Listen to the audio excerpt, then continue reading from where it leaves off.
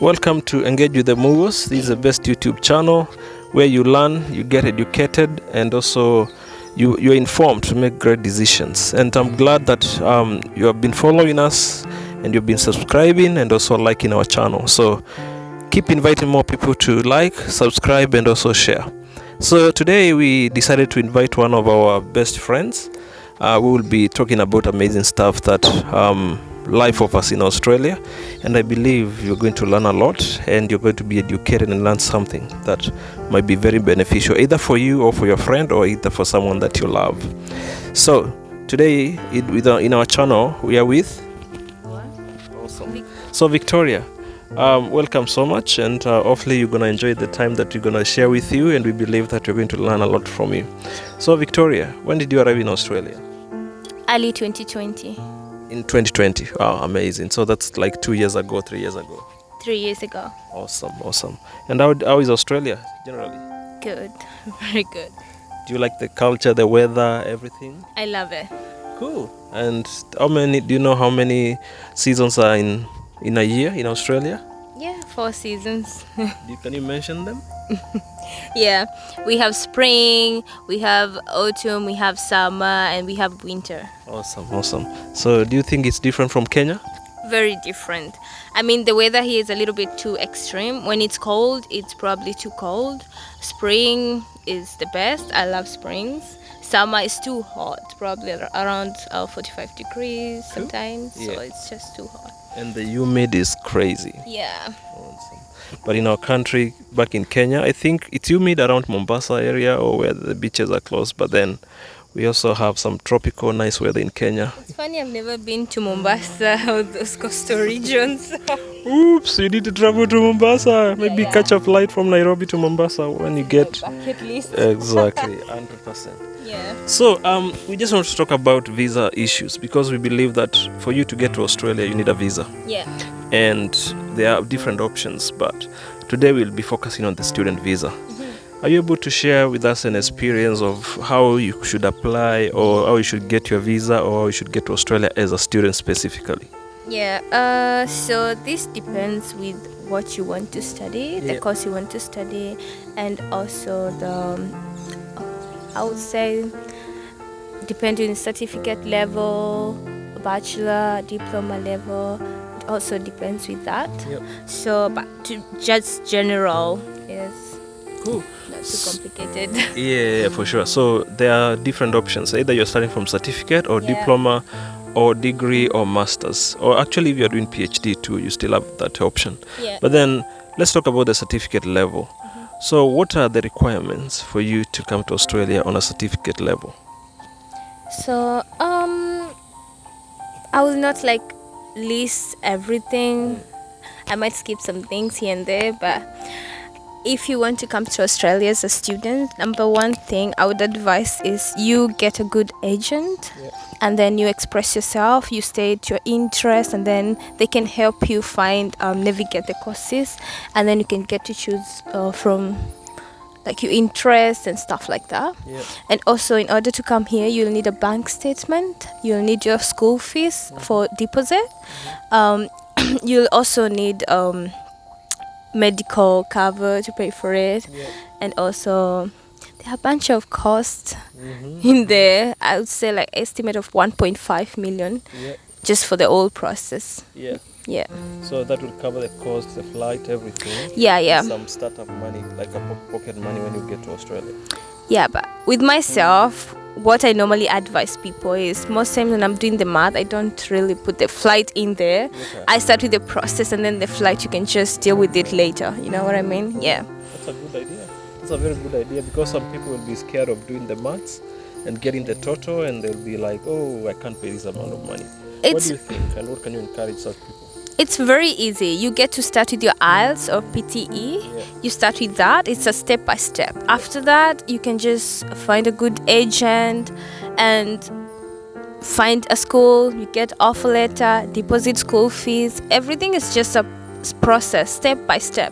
You don't have to do everything all at once because it's gonna be so overwhelming for you, and even for everybody, nobody can afford such amount of money at a go. It's a step by step, and finally Yeah, at least it gives you a breather Yeah. where you are able to have a break, do the next thing.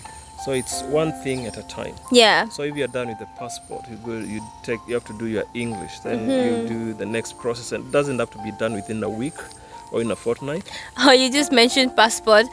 You know what I believe about passport? I do believe that after completing your high school education, I believe you should get a passport together with Whether you are ID. traveling That or is a not. requirement. It's an ID. The way you get your national ID, I believe you should have a passport as well. When You don't you're have to wait traveling until you start having all these plans to travel and then you have to get a passport for yourself. That is just It's a very good idea, because some people will only be waiting for the opportunities, and then they start running to the passport office to apply for passports. yeah, and that's too late. Sometimes Yeah. it's a process, a very So- long process, especially in Kenya. Yeah, so we should advise our friends to get your passport once you can. Yeah. Now, just apply for your passport, whether you're traveling or not. How much is a passport? Do you know how much it is at the moment? Yeah, before when I got my passport, it was around 4,500, but then I lost it, so I had to replace it for 11,000 Kenyan shillings. Yeah, So don't lose that your passport. that was a little bit too expensive, but yeah, it's affordable. Yeah, for sure. So let's talk about it's around 6,500 at the moment Yeah. with the new smart passports and stuff. So Oh wow. spare some 6,500, get your passport, have it in your pocket. So next time you start going through the process, you don't have to think about, oh, I don't have a passport or anything. You are going to the next step. But every step, you get a breather. You can just do one by one, and by the end of the day, you are in the visa application stage, which is really amazing. So once you have gone through all the process and actually you have got your visa, what can you speak about the waiting process when you have lodged your visa and you are waiting for it? What challenges do you think, or what ideas do you think go through your head at that season? Because it takes you know how long it takes to get a visa once you apply it? Yeah, around 1 month, 3 weeks. A month, yeah. Yeah, a month, sometimes to 3 months. weeks. Yeah. Yeah, a month to 3 months, but it's not that long, because I'll tell you what matters here is if you have your paperwork in order, you have your bank statement, which is around 4 million to 5 million, I believe, somewhere in between there. And if you have all those paperwork sorted, documentation all done properly, then it's just a month and it's gonna go through. Exactly, yeah. And can you talk about the feelings that people go through when they're waiting for their visa? Yeah, you're nervous. It's 50-50. You don't know if you're going to get a refusal or you'll get accepted. You know what I mean? You're panicking, and then you've informed all your friends that you're traveling, or you had all these plans. You don't have anything planned for the country, your country, maybe in Kenya. Yeah, that is where I'm from, by the way. So you're very anxious and Yeah. confused, and You don't know what to do or what to wait or what's gonna happen, and you're very scared and happy as well. Yeah. So are you grateful that you got your visa and came to Australia? My goodness, I'm so grateful. My life is so different right now compared to before, because yeah. What do you think is different? My goodness, I'm much more responsible. Like before I was so dependent to my parents, and right now I work, so I earn, I pay for my school fees and stuff like that, which is, I do chip in sometimes. So it helps with your independence. Yeah, totally. Awesome. That's really good. It's really encouraging to have two perspectives, where some people believe that they don't have to travel for them to make it, which is fine. So if you have already made it in life, you can still stick where you are.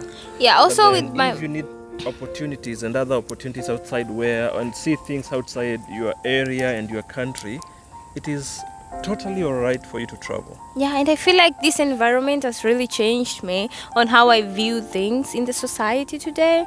I feel like there are so many things that I saw in a different perspective compared to now. Yeah. I see the importance of having disability services, youth services, you know what I mean, aged care services and stuff like that. Yeah. I also see like different perspectives in terms of business management and things like that, which I didn't see before. Also financial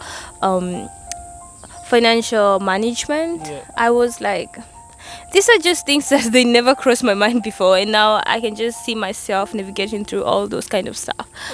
Awesome. That's really good. And also your mind opens up, and like Yeah. you have different ideas and mentalities, you know. And the networks that you make here, it's very valuable, because you can imagine you have some friends in Canada, in Europe, in Asia, in America, and all you need to do is to contact them, and you know you have someone somewhere you can think about, and they True. make your life so easy. But sometimes when you're just enclosed maybe, and you think that, look, I don't have to explore, then that limits your life. But getting out there and making it happen, I think that's the way to go. And it's very important. So there's always a question that I always ask on my interviews. So when you go back to Kenya, are you planning to go back to Kenya? Yes, I am. When? Mm, I'm not talking about visiting permanently. yeah, not like permanently, but I'm planning that. Why not permanently? I like it here. Oh, you like it here? All right. So the thought of going back to Kenya hasn't kicked in yet? Yeah, I'm still thinking about it, but I'm thinking about establishing businesses over there, Okay. because that's my home Investing, yeah. country. I'm planning to invest there. I'm planning to start a family there. I'm Yeah. planning all this kind of stuff there, but still I have to settle here. So I'm gonna have to settle here and back home. Okay, so settle. Okay, that's awesome. That's awesome. Yeah. So, and my last question. Are you planning to be a politician when you go back to Kenya? No, I hate politics. Why do you hate politics and they're part of our lives? I don't know. I just don't like politics at all. Okay, that's something to think about. Maybe you might be the member of parliament in the next 10 or 15 years. I tell you something. I just know our president and our deputy president. Anything else from there, I don't know. So which county are you from? I'm from Machakos County. Who's your governor?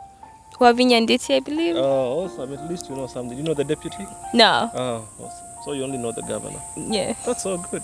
So please, think about it. Maybe you'll be a person of change, whether you be a No. politician or not. Go back to Kenya.